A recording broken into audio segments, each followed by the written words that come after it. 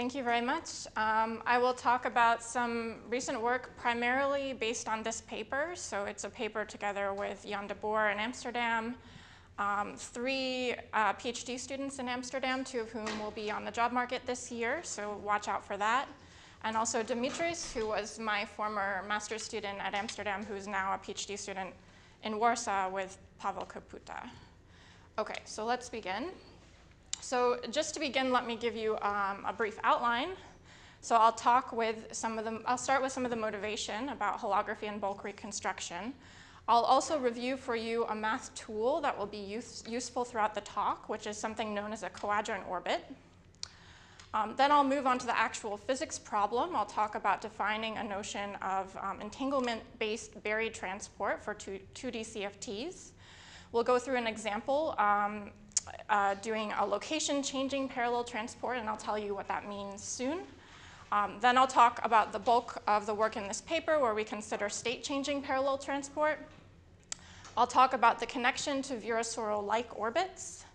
And then I'll give you the bulk picture in terms of a cosmic brane symplectic form, and end with future directions in summary.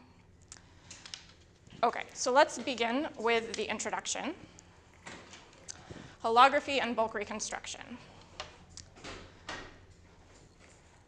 So I think I don't need to motivate to this audience that there's a fascinating connection between entropy and geometry that goes back to the days of Bekenstein and Hawking. And more recently, we've seen this in the version of the Ryutake-Yanagi formula in the context of holography, which tells us that if we take a slice of a CFT and we look at some subregion A in that field theory, we can define an entanglement entropy by tracing out everything to the exterior of that region.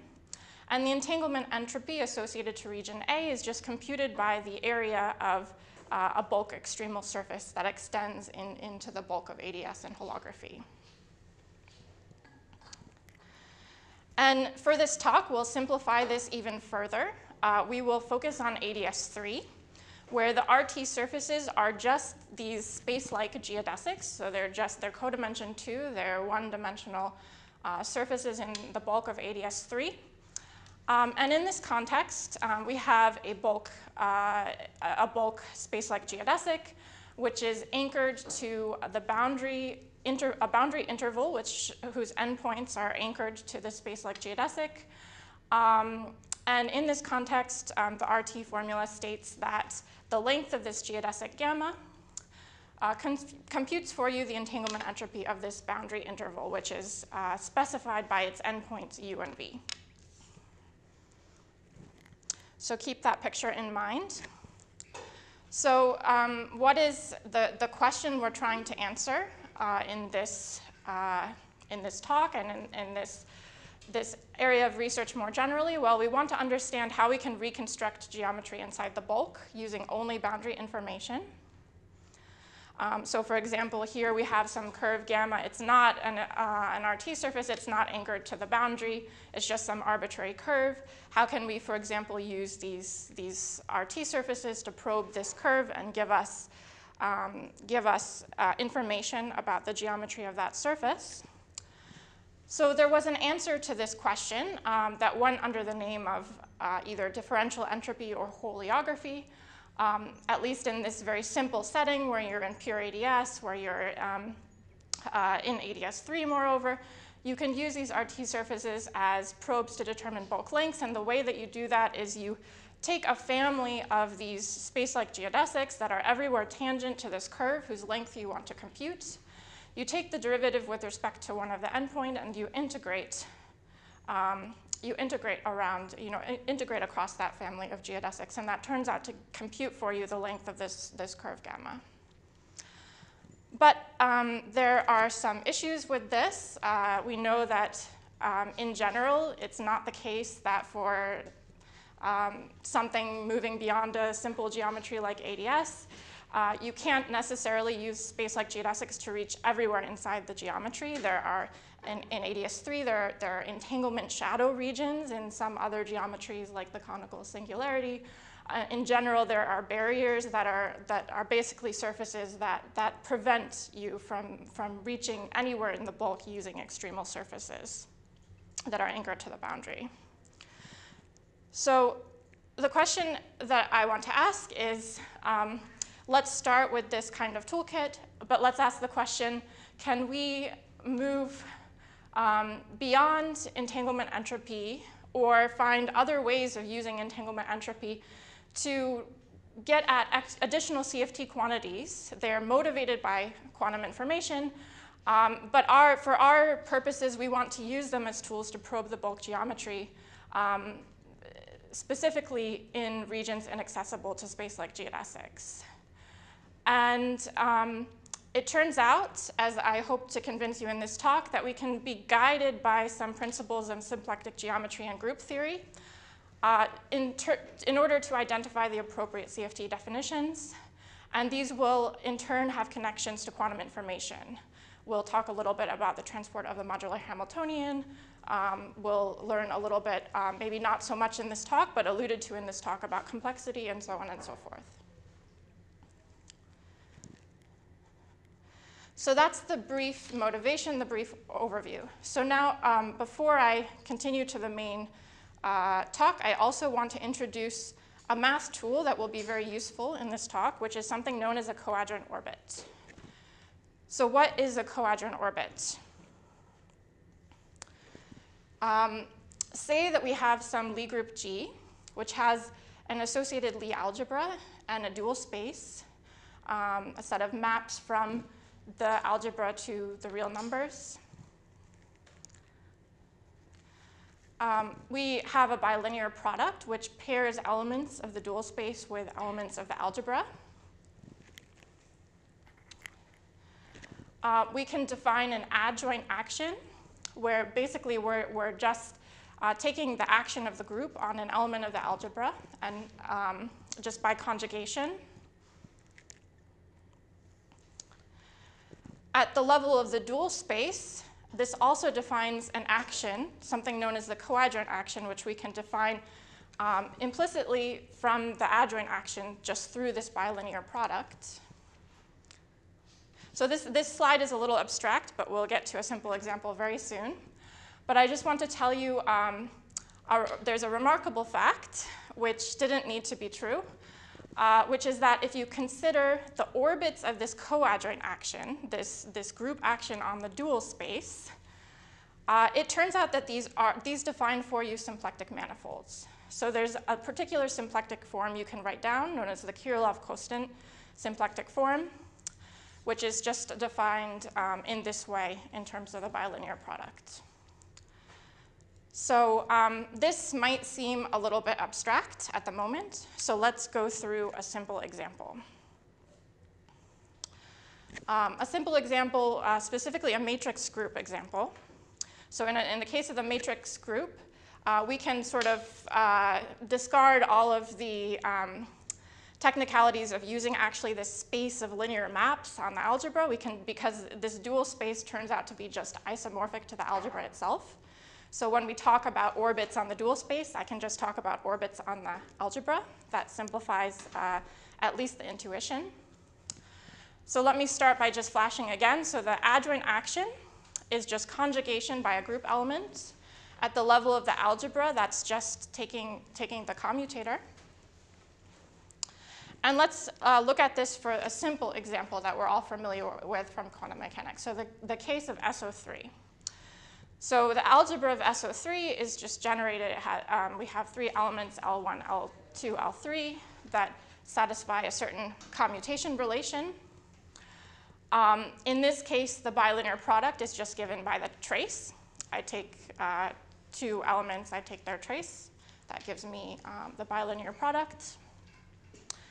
And now what is this adjoint action geometrically doing? Let's say that I start with some arbitrary element of this algebra, SO3, some linear combination of L1, L2, L3. I act by an arbitrary element of this group. Well, what that does is it just takes me from one point to another point on a sphere. And you can see that that's the case because, just this conjugation by some element u, it leaves the trace invariant. So it's basically tracing out a constant radius sphere. So in this case, the quadrant orbit, it's just the orbit, all the points I can reach by taking this conjugation. And I get a two-sphere from this. So I can think of the two-sphere as this homogeneous space SO3 mod SO2. And one way of understanding this is I can think about the fact that, so I'm starting with the group that I started with, SO3, and there's some redundancy here. There's some invariance group, which is just like if I start with this C, there's some set of SO2 rotations that leave that starting point fixed. So in the end, I'm modding out by the rotations around C.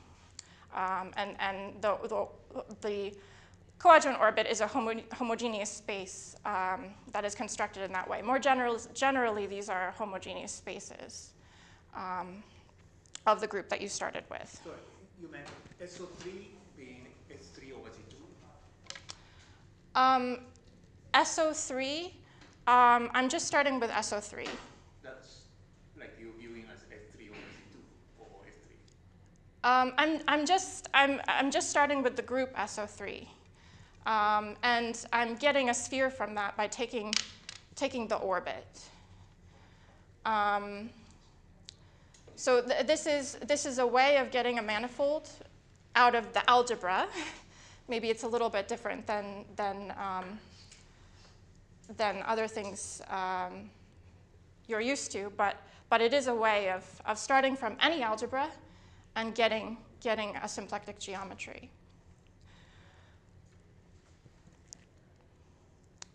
So let's. The final space is S2.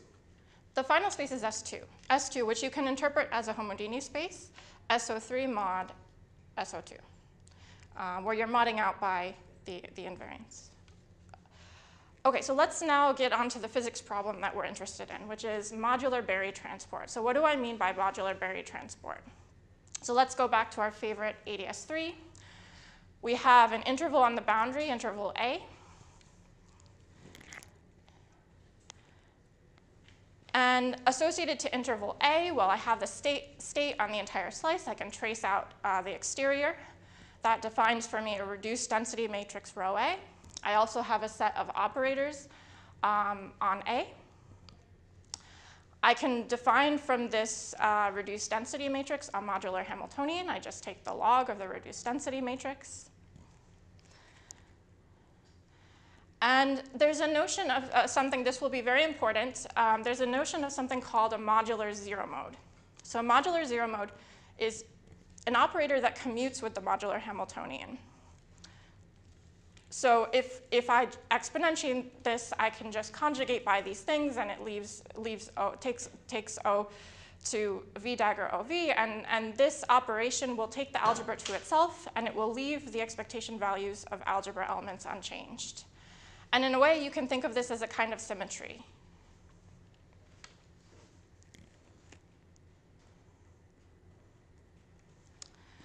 So now we're going to consider a one-parameter family of modular Hamiltonians depending on some parameter lambda. Now, what do I mean by this? I'll give some examples, but one example is that you can imagine not just taking a single interval, but sort of changing the location of the interval. And as you do that, you generate a one-parameter family of modular Hamiltonians. So we're going to start by diagonalizing the modular Hamiltonian. And then you can check that this satisfies this equation. It's a parallel transport equation. So the derivative of the modular Hamiltonian with respect to this parameter lambda is just given by the commutator of H mod with this operator, u dot dagger u. And then there's this additional piece where the which involves derivatives of the eigenvalues. then you can check, so let's say, I introduced this concept of modular zero modes. So let's actually conjugate by one of these v's.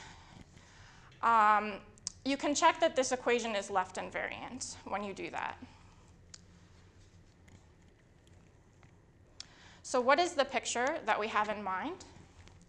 So we have a space of different modular Hamiltonians, which depend on this parameter. There's a redundancy, which I'm depicting along this vertical axis, a zero-mode redundancy. And what I'm doing is I take this path through, I'm taking this path through this one parameter family, lambda, and say, for example, I can return to the starting point, so move around the interval and come back to where I started. And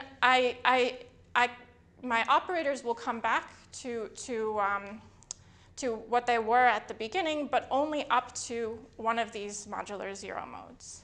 So I have some kind of a redundancy, and this may be reminiscent of the kind of redundancy we have in quantum mechanics with just the Berry phase, the fact that you can move around a loop and come back to the same point up to a phase. So here, these modular zero modes are like the generalization of this phase.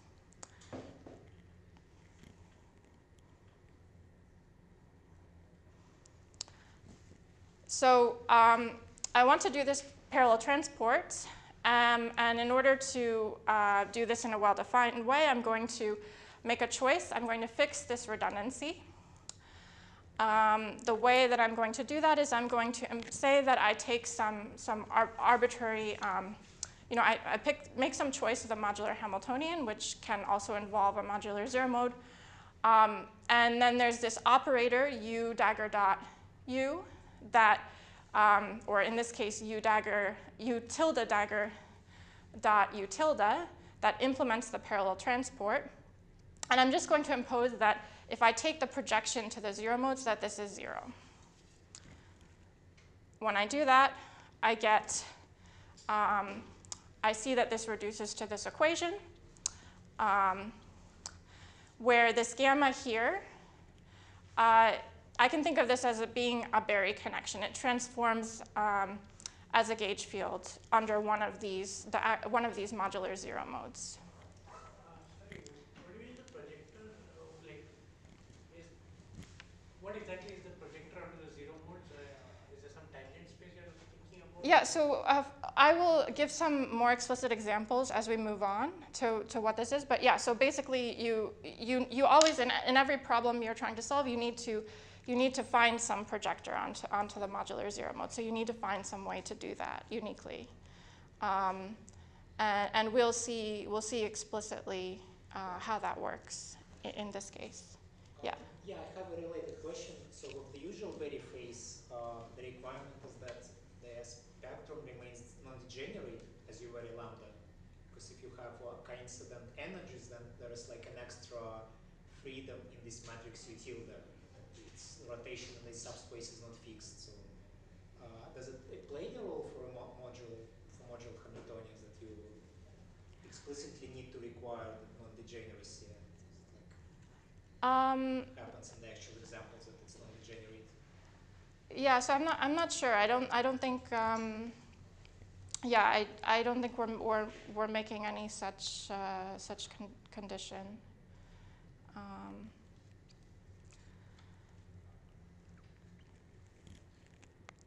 But so then you can compute the Berry curvature associated to this parallel transport process by taking the holonomy around a small loop. So you make some transformation in lambda, some small transformation, and come back to the same point, and you compute the holonomy. That gives you the Berry curvature.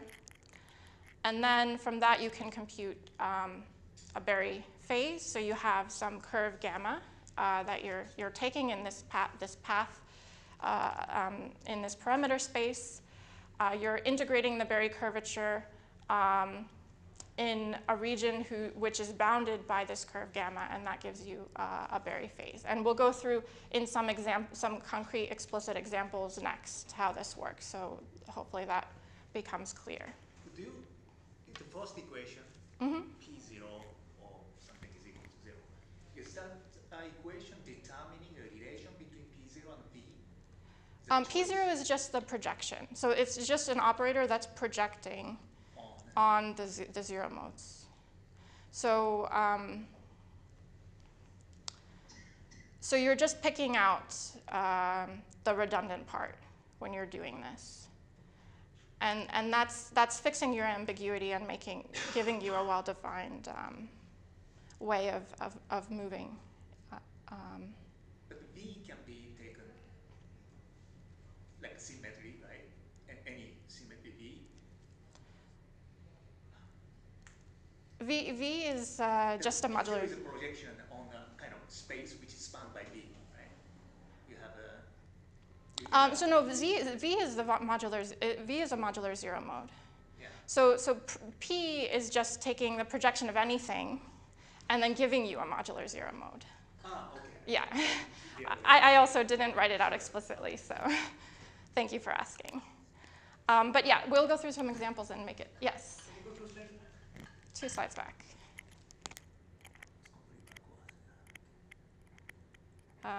Here? The one where you showed like a fiber prototype structure. Yes. Yeah. So suppose you take H mod, and you take U dagger HU, where you have no projection onto the zero mode direction. Are they 2 different points on the base space here? So U dagger, you're taking U dagger HU where what? Where U has no projection onto the zero mode direction. Okay, so you're just moving somewhere else. So it is these 2 are different points on the base space, is it? Yeah, exactly. Thank you. Exactly. Just,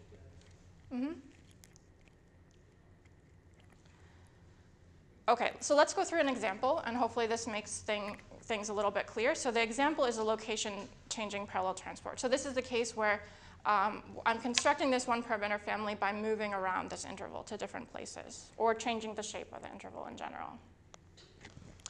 So this ties into something called kinematic space, which is the space of intervals, or equivalently, the space of bulk geodesics. So we can consider parallel transport under a change of interval location. So I don't just keep this interval fixed. I move it around. I can widen the interval. I can shrink the interval.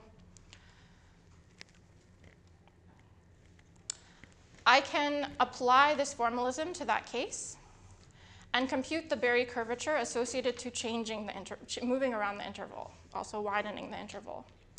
And this is the result. This is what you find. You find that the Berry curvature goes like 1 over sine squared t, dt wedge d theta, where t is defined as basically the opening angle of this interval. So it's half the difference between the 2 angular coordinates of the endpoints.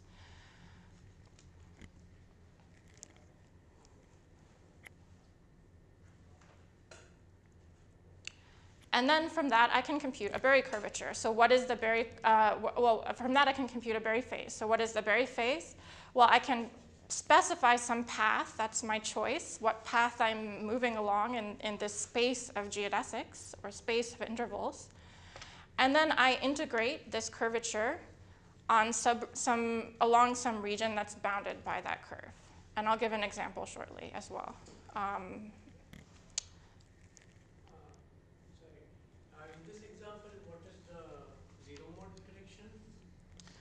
So in this example, the zero modes are kind of trivial. So so you're dealing with an algebra, the SL2, and the only thing that will commute with the modular Hamiltonian is just the modular Hamiltonian itself. So that's the zero mode. So what is the bundle, like the base directions are t and theta we counted out?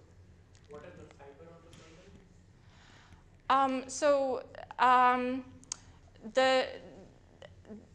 bundle? Basically, the fiber picture is just supposed to be kind of like a cartoon. So really, the geometry that you're working with is, well, this comes to my next slide. The geometry you're working with is DS2. So this is the auxiliary geometry that comes from this modular transport process.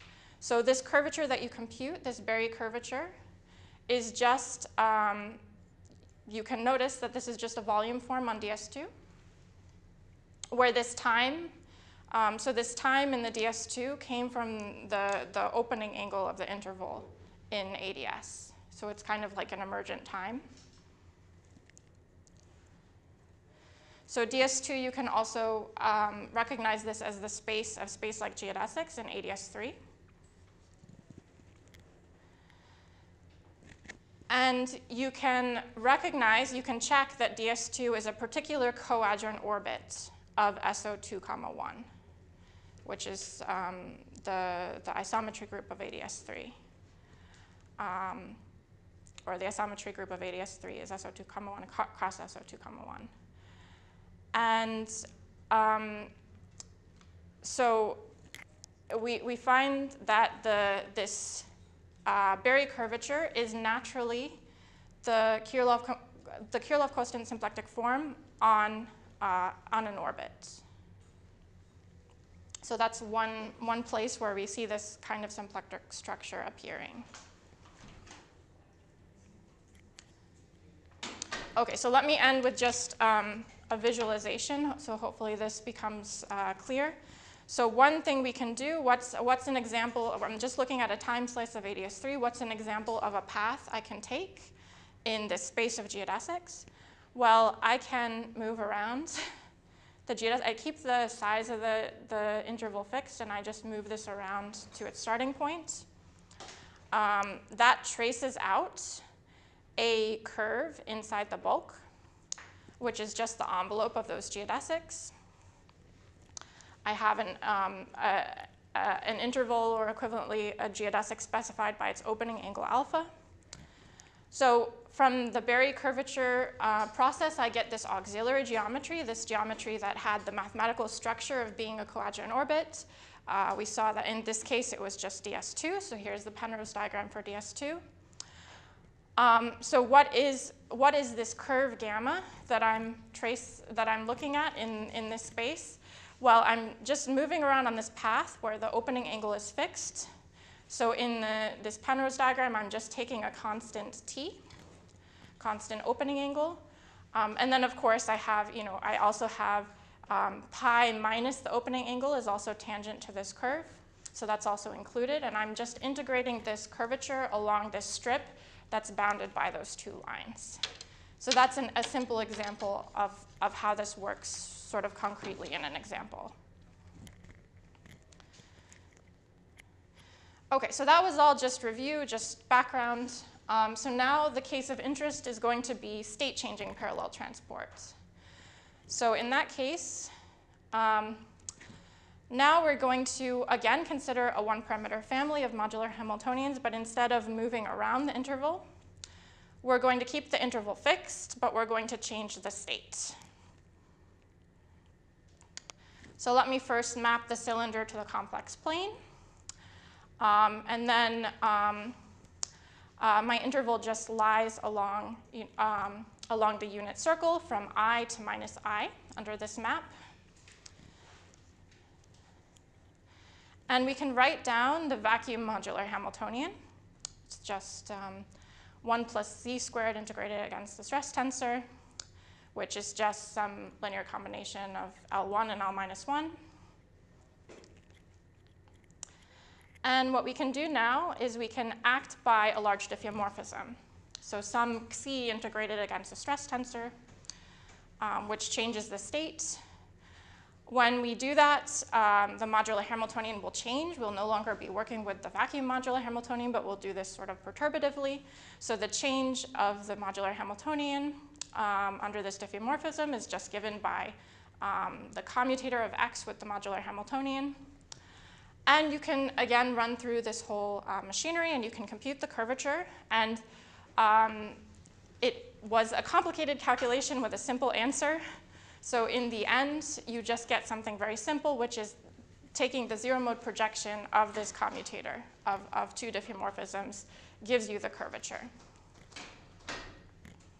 Is there a simple way to understand it? We did not find a simple way. For us, it was a calculation. So there's an appendix of our paper, which gives a proof of this. That was a little bit complicated. Maybe there's a simpler way to derive this. So if there is, I think we'd be interested to know. the answer is certainly simple, but yeah. Okay, so let's go back to, this is the case where things get a little bit interesting, and I'll explain why that's the case. So let's go back to our parallel transport equation. So we have, the derivative of the modular Hamiltonian is the commutator of the modular Hamiltonian with this operator that implements the parallel transport and then this other piece.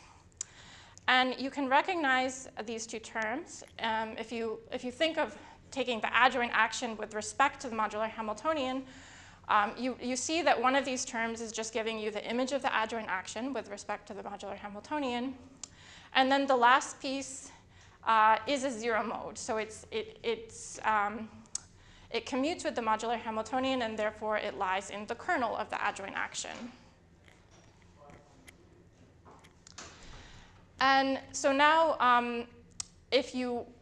now we're talking again about this projection to the zero mode. If you want to have a well-defined projection onto the zero mode, you need to be able to decompose an operator into the image and the kernel of the adjoint action of the modular Hamiltonian.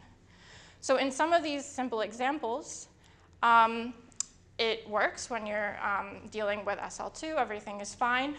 But when you're generalizing to the Virasoro algebra, things get a little bit tricky. And it turns out that you can't actually uniquely define this splitting into the image and kernel of this adjoint action. It's an interesting subtlety that comes up in the case of infinite dimensional algebras. So what do? We have now we have no unique way to project onto this zero mode. Well, we are going to work instead with diffeomorphisms that diagonalize the adjoint action. And when we do that, we no longer end up with the usual diffeomorphisms that on the circle. We end up with these solutions that, so here's the vector field we get. And we have a vector field that goes to 0 at the endpoints of the interval, so at z is plus or minus I. When this parameter lambda is 0, it reduces to the modular Hamiltonian. But in general, they have kinks at the endpoints of the interval. So there's sort of these non-differentiable generalizations of the usual vector fields that we're used to thinking about for Virasoro. And it turns out you can make a coordinate transformation. You can go to take this famous map from the causal development of an interval to a hyperbolic black hole by Cassini-Quarta-Meyers. And when you do that, in these coordinates, it takes these take the simple form of plane waves. So we have a unique decomposition, and we can define a zero-mode projection. And in these u coordinates, these hyperbolic black hole coordinates, this just involves taking this integral of these plane waves. And if we go back to these coordinates z in the complex plane, again, we can project out. But it involves this funny 1 over 1 plus z squared factor. So you get these singularities at the endpoint when you do these projections. So let me now say the connection to the Quadrant orbit. So we saw one example where the geometry underlying this parallel transport was a Quadrant orbit. It was a simple Quadrant orbit. It's one that you get from SL2, SO2-1. So let me first say that these vector fields satisfy an algebra. They satisfy actually a continuous version of the Virasoro algebra. You can check. And the projection operator is, well, just by definition of what a projection operator is, it takes an element of the algebra to a real number. So it's an element of the dual space. So you can see that basically, what is this giving you? If you want to compute the Kirillov-Kostin symplectic form for an orbit through this particular representative, so this particular choice of an element of the dual space, then that is just, you take the bilinear product between this element of the dual space and the commutator. That's just how the Kirillov-Kostin symplectic form is defined. And that exactly matches this curvature that we computed for the general form of the curvature from this Berry transport process. Because in that case, you're just projecting this commutator. So as long as we're looking at this orbit specifically through this particular representative, these things match again. So it's not just an accident of this simple example of SL2. We again find in this case that the Kirillov-Kostin symplectic form exactly matches the Berry curvature. And I want to emphasize that this is a non-standard orbit. So there's actually a beautiful classification of Virasoro orbits back in the 80s by Ed Witten. And these orbits are not included. They're not included essentially, well, for two reasons. One is that this dual element, so when in this classification of Virasoro orbits, there was an assumption that the dual elements are smooth quadratic forms on the circle. That is not the case in this orbit. Additionally, we're not even working with Virasoro elements. We're working with these non-smooth vector fields on the circle. So it's a quadrant orbit that has physical implications that, as far as we know, is not yet classified.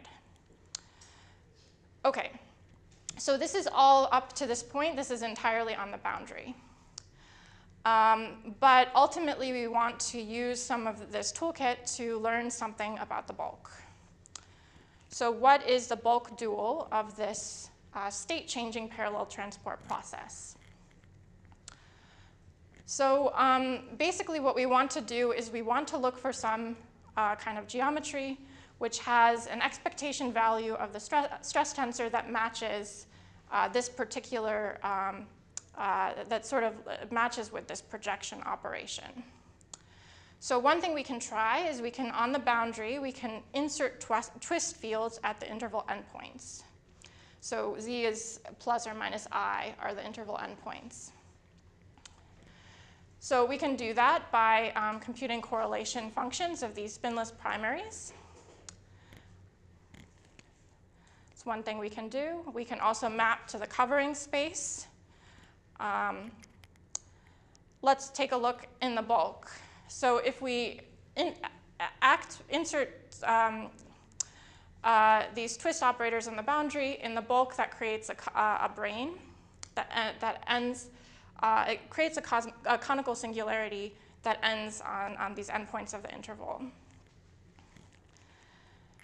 And in the limit when it has some tension, in the limit when n goes to 1, it settles onto the RT surface. So in this picture, you should imagine the quotient space being like the quotient space onto this wedge. In general, I also have a map to a covering space, which is this whole picture where I sort of remove these conical singularities. I map them to infinity. So in the case where we've taken this quotient, we have this Banyados geometry.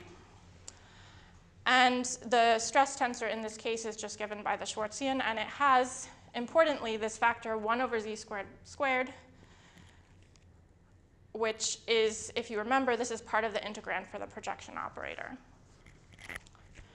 So this sort of replica geometry, you can perhaps guess that it will play a role in the bulk interpretation of this Berry transport process.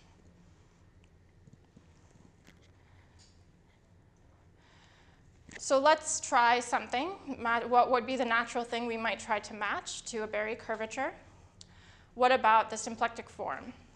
Not the symplectic form in general, but the symplectic form on an entanglement wedge. So how do we compute that? Well, we're in 3 dimensions, so we can use the Chern-Simons formalism for 3D gravity. We can write down a set of gauge connections A and A bar, which describe this Banyados geometry. And we can just write down what the symplectic form is. We also need to impose boundary conditions on the brane. So in the n goes to 1 limit, that was just the RT surface. And we can compute what this symplectic form is. I will omit some of the details of the calculation, but this is what you get for the symplectic form in this background. And you can extract the Berry curvature. So you see that when you take the limit n goes to 1, the coefficient blows up. So you can extract the meaningful piece by taking the derivative with respect to n and taking the n goes to 1 limit. And then this exactly matches onto this familiar projection of the commutator, which was our Berry curvature. So this beautifully matches. I will mention that there's also some, so because of these singularities near the endpoint I and n minus I, you have to be a little bit careful about singularities. You have to do some sort of regularization. So if you're interested in the details, you can look at the paper. So in this case, we have that the bulk symplectic form is exactly computing this Berry curvature. So this is some bulk dual associated to a parallel transport process, which is not just the usual compute lengths, compute curvature. You're getting at something else in the bulk by doing a different kind of parallel transport on the boundary, which is a state-based parallel transport instead of a shape-based parallel transport. Okay, so let me give, are there any questions about, before I move on?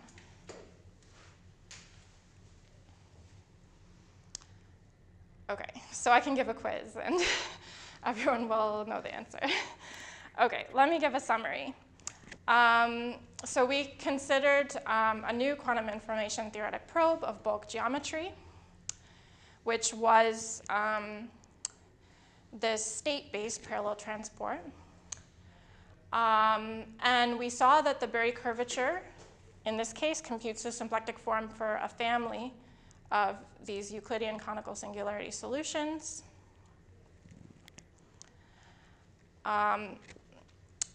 This has connections to this special kind of symplectic geometry known as a Quadrant orbit. So we already saw the connection before. In general, when you study kinematic space in higher dimensions, you actually start playing around with homogeneous spaces SOD, the full conformal group, modded out by the stabilizer of an RT surface. In this case, we stayed in 2 dimensions, but we extended to the Virasoro case, and we, perhaps not surprisingly, we found Virasoro orbits, but perhaps surprisingly, we didn't exactly find Virasoro orbits. We found Virasoro-like orbits that extend beyond the current classification, but have importance in physics. I think there was another point here. No, okay. So we have basically a triangle, and if you have not been paying attention up until now, maybe this is the point to pay attention because it's the real summary. So we have some, in holography, we have some map between the bulk and the boundary, and in this case, we're trying to look at quantum information theoretic motivated things on the boundary and get information about the geometry of the bulk. So 2 things we could do that we saw we could do is we could do this modular transport with respect to changing the shape of intervals on the boundary, and we could use that to probe lengths in the bulk. We also saw that we could do a state-based modular transport and use that to derive a bulk entanglement wedge symplectic form. But in the process, we uncovered this auxiliary geometry, which had the structure of this Quadrant orbit.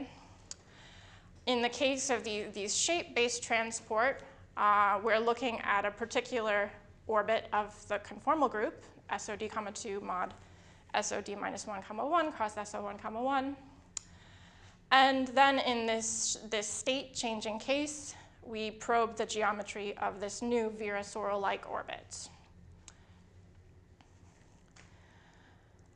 A brief advertisement for some other work, which I do not have time to talk about, in this talk, but you're free to ask me about if you're curious, is that this sort of triangle extends to other kinds of objects we can probe on the boundary. So for example, you can define a notion of CFT complexity, work out what that is in the CFT. So this is another kind of quantum information theoretic quantity that you motivate on the boundary that goes beyond entanglement.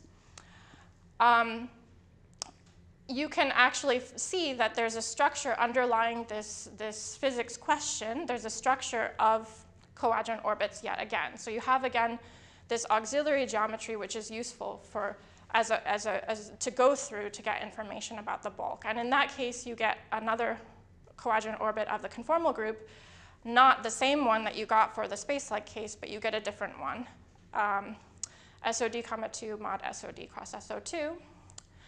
And then that, again, it tells you something different about the bulk. So it turns out that the question of circuit complexity naturally describes time-like geodesics in the bulk.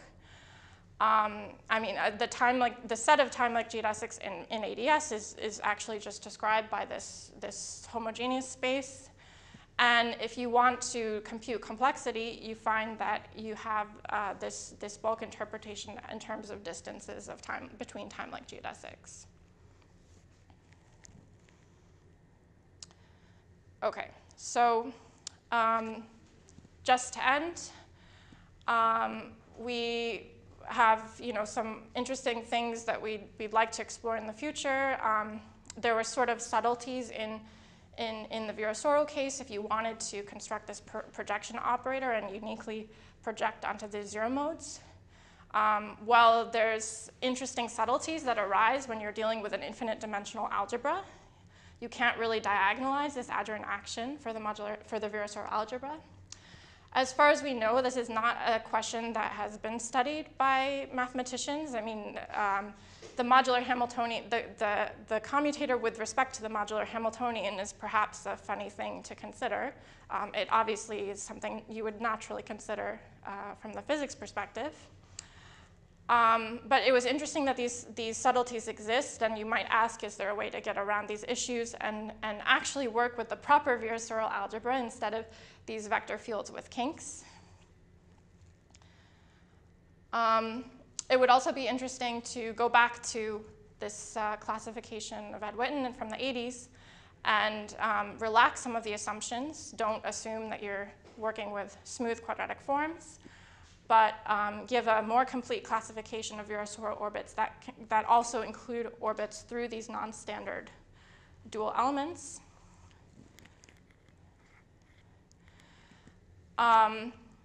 Can we sort of not just work with a Euclidean geometry, but interpret the modular barrier curvature in terms of some phase space? Can you use it to probe the geometry within a single bulk? And then last but not least, the larger question is, can we move beyond entanglement? And I gave a little bit of a hint of that in the last slide, to things like complexity, and still use Berry phases and Coagent orbits as a tool to probe bulk geometry using other kinds of tools and get other kinds of answers in the bulk. Okay, that's it. Thank you. I'm ending a little bit early, so hopefully that's okay.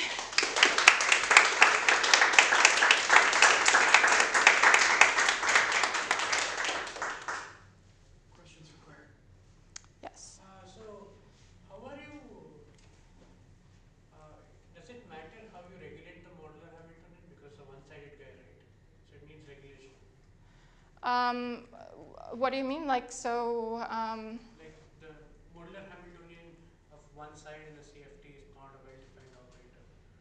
Yeah, so everywhere here, so we are everywhere using actually the complete modular Hamiltonian. Oh, so yeah, that was a subtlety I okay.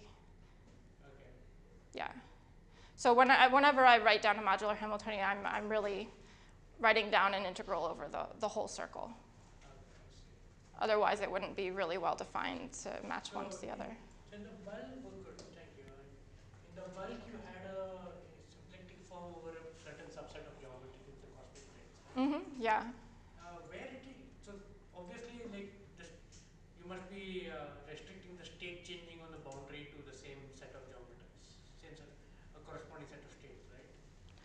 Well, so we're acting by large diffeomorphisms. So in the bulk, that's sort of like going through this family where the stress tensor can sort of move through these Banyatos geometries. That's the same thing as acting by this diffeomorphism on the boundary. But in the bulk, you just had one set of the cosmic brane geometries. Mm-hmm. Yeah. So like in the bulk, you could have like a local excitation, like a local sort of bump in T of Z, for example, right? Which you could have imagined that change of such a change of state where T of Z just changed in a small region. But then in the bulk, you don't have the corresponding geometry, right? You just have the cosmic branes. Yeah, so that's literally what we're describing, this family of Banyatos solutions, which is what, I mean, this is not the most general story of like all the possible ways you could change a state. It's a particular kind of choice of changing the state on the boundary, which has a particular dual. I guess my question is, where did you impose that on the boundary? Why did what? Where did you impose that you're looking at a particular type of change of state? In the choice of taking some Xi integrated against the stress tensor. I see. So This is the choice of these vector fields that have singularities only at the edge. yeah, that's the choice, but it's certainly not the most general choice. Thank you. Any other questions?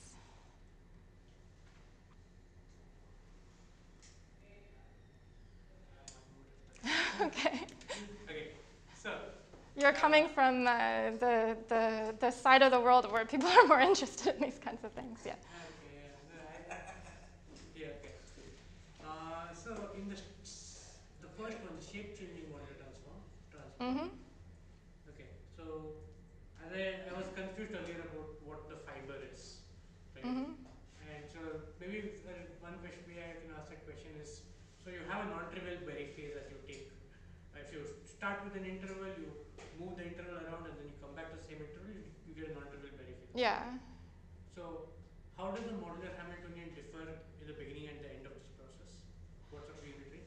So it's not the modular Hamiltonian, it's the operator, the algebra of operators on the interval that changes. And they change up to a redundancy of a modular Hamiltonian. So yeah, it's kind of a trivial case where the only thing that commutes with the Hamiltonian when you consider an algebra like SL2 is the modular Hamiltonian. So that's your vertical axis. I see. So you're saying that the algebra of operators comes back to a modular fluid algebra of operators, in some sense. Yeah. That's a good way of thinking about it. Okay, thank you. That clarifies that.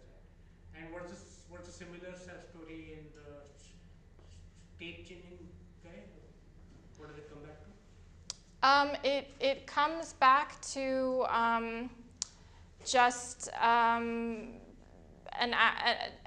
action by. I think in this case it's also just the modular Hamiltonian. I'm not. Yeah, I think in this case it's just the modular Hamiltonian is a zero mode. But yeah, it comes back to itself up to this modular zero mode. But yeah, so the crucial point, which I hope was clear, is that in any of these cases, there is a geometry underlying that Berry transport, which is a symplectic geometry, which takes different forms depending on what problem you're considering, but it always is one of these orbits. Yes? This is not a very original question because you kind of asked it first. I'd just like to know what your thinking is about it. So if you start including matter directions in the bulk, which, well, let's imagine, for example, that I put a lot of particles near the boundary so they don't affect the geometry very much, but they could change the entropy a lot, Mm-hmm. or they would, I guess, change the modular Hamiltonian a lot. Mm-hmm. Is it clear what the interpretation is of what? So, I mean, whatever you're computing, you can still compute here. But do you know what its bulk interpretation becomes in that setting? So the thing that can be a little bit tricky about this parallel transport of modular Hamiltonians is that while it's often true in general that there's some results, like for example, in the case where you're just changing around the location of the interval, there's a very general proof that when you do that, you're probing the curvature in the bulk. So while these things can be true generally, sometimes it's a little difficult to, like, you don't have like a very simple expression for the modular Hamiltonian on the boundary. In the general case, it doesn't take a simple. Can I ask a question? So Yeah. when you say there's a general proof that you're probing curvature, I mean, the reason I'm confused, right, is that I can think of the expectation value of the modular Hamiltonian as the area plus whatever, usually small corrections I might consider in the Mm-hmm. bulk, right? Yeah. But when I put a lot of matter up near the boundary, for example, I can make those corrections arbitrarily large, like they can scale like 1/g, and so they can compete with the area or even dwarf it. And in that setting, I would find it extremely surprising that there's still any connection with bulk geometry. It's the term that has something to do with geometry is sort of subdominant in that limit. Is there a new? Yeah. So it should be the case that doing this parallel transport probes. I mean, as long as you're sort of in a classical limit, like. Yeah, but so what I'm saying is that at finite large n, Yeah. I can be in a limit where a semi-classical description of the bulk is good, Okay. but where the modular Hamiltonian is not even approximately given by the log of the area, or the length of which you're guessing, right? And that's the setting that I'm asking about. If we send G Newton to 0 at sort of fixed geometry, then I'm sure this always computes. I mean, this will always be geometric. I'm just wondering what happens in the opposite. Well, if we fix G Newton, it's small but it's finite, and we add more matter. Mm-hmm. So I think, I mean, so you should take a look maybe at the original proof. It's in this paper. I can show you later. I referenced it in one of the slides. But the proof does use the fact that when you do this parallel transport process, you can think of it as just the action of the modular Hamiltonian sort of localizes to an action of vector fields around the entangling surface. I thought that was true more generally, but maybe we can discuss. The entangling surface on the boundary. No, on the bulk, in the bulk.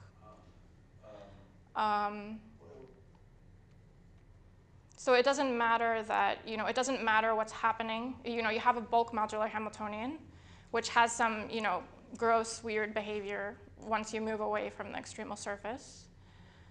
But close to the extremal surface, it takes a nice simple form in terms of like boosts.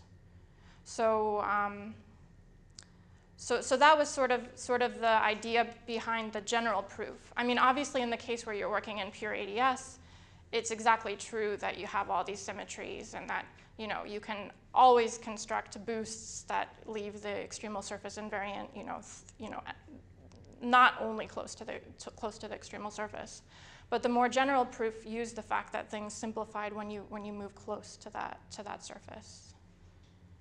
Yeah, I'm not asking what the distinction between vacuum ADS and Yeah. and more general geometries, but let's Okay, let's talk about it later. Yeah.